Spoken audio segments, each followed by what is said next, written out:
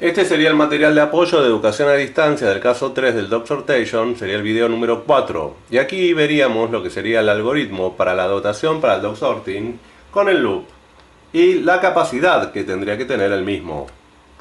Nosotros vemos esto, que tenemos que considerarlo igual que lo consideramos en las situaciones anteriores.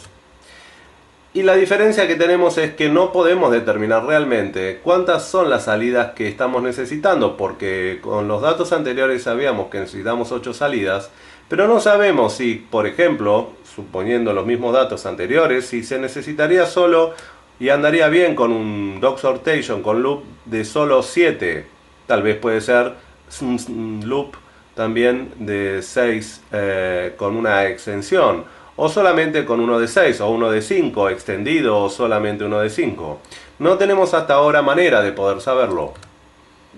Entonces, también tenemos una pregunta: ¿cuántas personas se va a necesitar para descargar? ¿Impacta lo que sería la acumulación o no impacta?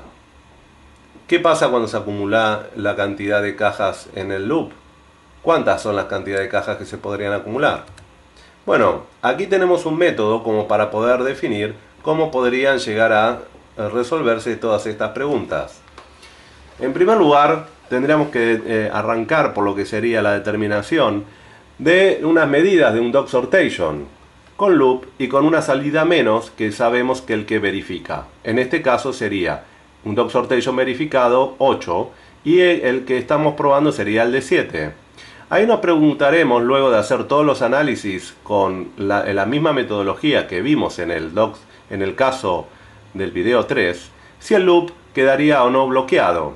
Esto sería dado que nosotros podríamos determinar la capacidad de carga del loop en función de las medidas, y si entra más cantidad de cajas que la que tendría que entrar, se bloquea, y esa sería la forma simple. En el caso que se bloquee, tenemos que el Dog Sortation simple sería la única opción si solamente estamos en este punto. Pero si nosotros vemos que no se bloquea este Dog Sortation con loop y con una menos, podemos ahí preguntarnos cuánta sería la cantidad de gente que se necesita. Se harían las verificaciones que nosotros ya vimos, cómo se determinan, y por otro lado determinaríamos las medidas del Dog Sortation con loop, sacándole una salida adicional. Nosotros nos preguntaríamos ahí si realmente si le sacamos otra podría llegar a funcionar.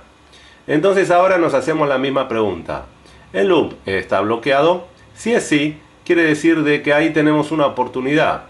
¿Por qué? Porque podríamos extender este tipo de loop y hacerlo un poco más largo. Podemos extenderlo un poquito más de lo que estaba. Y si es no, podemos determinar la cantidad de personal de descarga. Y ahí nuevamente entraríamos a preguntarnos nuevamente: ¿queda la posibilidad de seguir bajando? Y si estamos en el otro caso, ¿sí?, que sería el caso de extender el loop, ¿sí?, con una salida menos para ver qué es lo que pasa, nosotros nos preguntamos de nuevo: ¿está bloqueado? Si realmente está bloqueado, nosotros tendríamos que decir de que el Dog Sortation con una sola salida es lo que me daría la opción para poder decir que es el único que tiene la posibilidad de tener loop con la menor cantidad de salidas posible. En el caso del que no, podríamos decir de que la cantidad de n-2 sería la cantidad de Dog Sortation extendido, y es la única opción con menor cantidad de salidas. Y así nosotros vamos repitiendo la cantidad, digamos, de veces como para que esto pueda ser funcional, ¿sí? La determinación de medidas generales del Dog Sortation, del loop, por ejemplo, con uno menos que el que habíamos visto que tenía 8, nosotros tenemos las mismas, digamos, medidas, que sería la velocidad del conveyor, el tiempo de ciclo, la distancia entre caja y caja. Ahora sí, tenemos algo que sería más corto, sería de 8,4 metros, y el total de largo del loop, que es 8,4 metros, con una capacidad de cajas del loop de 8,4, dividido 0,88, eso nos da una capacidad total de cajas de 9. La distancia de la salida total aquí sería de 5 metros, igual que en el caso anterior. El tiempo de carga son exactamente los mismos que teníamos en la vez pasada. Y de descarga lo mismo, y el tiempo de traslado entre zonas también. Acá nosotros lo que vemos sería un caso, digamos, como para elegir el tema del algoritmo de descarga, que sería el mismo que el anterior. Iría de punta a punta, ¿sí? Que sería el más agresivo. Este sería otro caso donde racionalizaríamos la cobertura si sacaríamos de a dos cajas. En el caso de que, por ejemplo, vemos que anda muy bien el dog sortation con 7, nosotros podemos decir si andaría bien si le saco una salida, ver qué pasa con el loop. El loop en este caso es un loop de una mayor cantidad de cajas, porque esta parte también se utilizaría. Y ahí nosotros tenemos 9,6 metros, porque estaría sumando la parte de abajo. En total tendríamos 11 cajas. La distancia de la salida total son 5 metros. Si eso funciona y anda bien, podemos ser más agresivos y preguntarnos qué pasa si le sacamos capacidad al loop.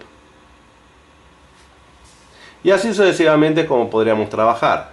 Si sabemos también que si anduvo, y esto sería la verificación por el absurdo, utilizaremos las dos zonas más alejadas, también vemos que verifica lo que sería la cantidad de gente que se dedica a sacar cajas, que en este caso sería menor que en el otro, porque estaría caminando menos, sería de 270 segundos, que verifica porque es menor que 300. Y aquí podríamos llegar a la conclusión que solo se requiere un operario. Este sería el final de este video.